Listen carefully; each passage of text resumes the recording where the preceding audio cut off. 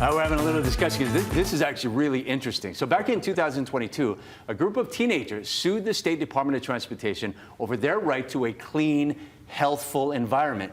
Now, the state later settled, but now that group has another concern. Civil Beat's Stuart Yurton joins us now.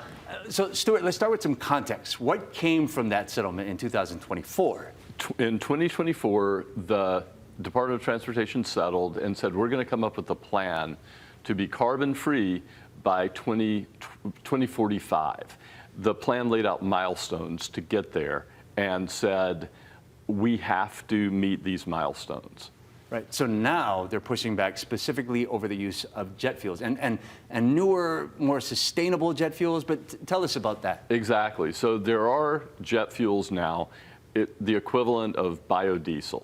It's like biojet fuel, made from plants, made from plant oils. And those, the industry says, are 50 to 80% more sustainable or less carbon, have 50 to 80% less carbon than traditional jet fuel. The issue is that the state's plan calls for really using those and not so much the electric planes. The kids want electric planes, and they say that's the way to go. Yeah, in fact, these fuels are called sustainable aviation fuel.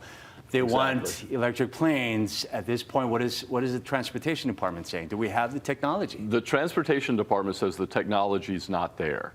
And so does the aviation industry. Hawaiian Airlines has actually invested in a company that's building these planes. They call them sea gliders. They fly low to the ocean.